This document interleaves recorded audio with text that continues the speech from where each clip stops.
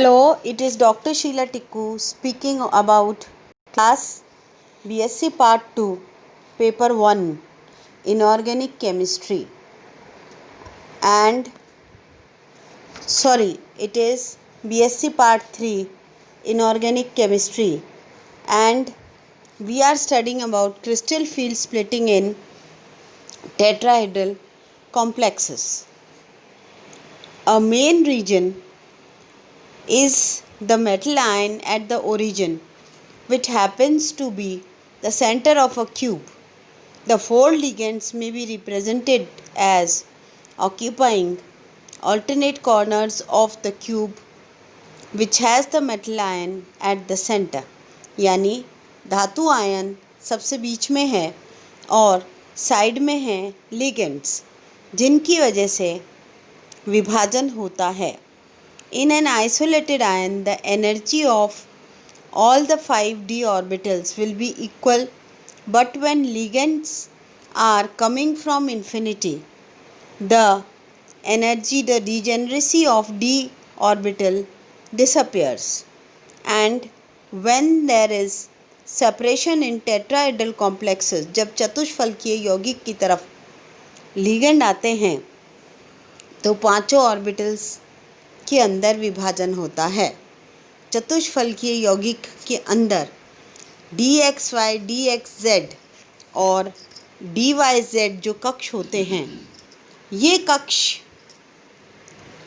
Axis के बीच में होते हैं और लिगेंड भी एक्सिस के बीच में से ही आता है. तो इसलिए इन कक्षों की ऊर्जा ऊपर चली जाती है और dz² dx² y² की ऊर्जा नीचे चली जाती है. However, dx, dy and dz are nearest to the ligands, but due to repulsion, the energy of these three orbitals shoots up and the energy of dz² and dx² y² goes in the downer side.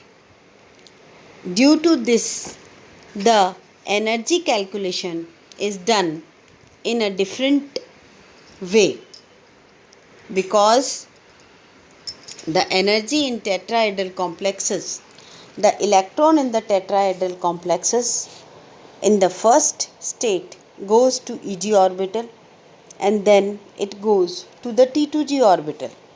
So the value of crystal field stabilization energy is 0.6 delta minus 0.4 delta or 0.6 dq minus 0.4 dq. This states that first we are taking the two orbitals which are named as the Eg orbitals, and then we are taking the T2G orbitals. The splitting in tetrahedral orbitals is very low and hence delta T equals 4/9 delta O. So it is nearly 1/3 part of octahedral crystal field splitting energy. यानी ये 1/3 part है किसके? Crystal field splitting energy के, जो कि octahedral यौगिकों में पाई जाती है.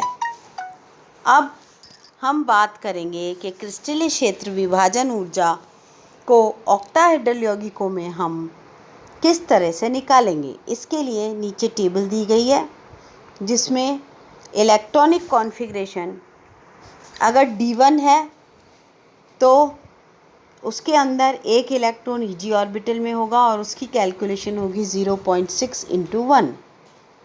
अगर इलेक्ट्रॉनिक कॉन्फ़िगरेशन D2 है तो 2 इलेक्ट्रॉन्स होंगे अनपेयर्ड और उसकी कैलकुलेशन होगी 2 × 0.6. अगर D3 स्टेट है यानी 3 अनपेयर्ड इलेक्ट्रॉन्स हैं तो 2 Eg में जाएंगे और एक T2G में जाएगा, तो उसकी कैलकुलेशन होगी 2 × 0.6 माइनस 0.4. इसी तरह से अगर हमारी D3 स्टेट के अंदर पेयरिंग होती है तो क्या होगा कि Eg स्टेट के अंदर एक तो पेयर्ड इलेक्ट्रॉन्स होंगे और एक अनपेयर्ड. तो इसकी कैलकुलेशन होगी 3 इंटू 6 दैट इज़ 1.8, मगर इसके साथ में लगेगा 1 पाई। 1 पाई का मतलब है सिंगल पेयरिंग। इसके बाद में हमारे पास आती है D4 स्टेट। D4 स्टेट में भी दो तरह की कंडीशंस पाई जाएंगी। एक में सारे इलेक्ट्रॉन्स अनपेड हैं और दूसरे के अंदर सारे इलेक्ट्रॉन्स पेड हैं। तो जब सारे इलेक्ट्रॉन्स अनपेड हैं, अयुग्मित हैं, तो उनकी कैलकुलेशन होगी आपकी 2 इंटू 0.6 माइनस 2 इंटू 0.4, और जब सारे पैड हैं तब होगी 4 इंटू 0.6।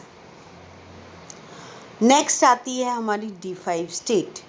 D5 स्टेट के अंदर भी हमारे पास दो तरह की कंडीशंस हैं।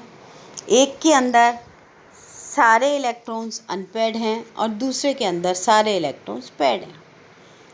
तो जिसके अंदर सारे अनपेड हैं उसके अंदर कैलकुलेशन होगी 2 into 0.6 minus 3 into 0.4 that is 0। Next है हमारे पास D5 स्टेट, जिसके अंदर दो पेयर्स हैं हमारे पास और एक अनपेड इलेक्ट्रॉन है। तो इसके अंदर हमारी कैलकुलेशन होगी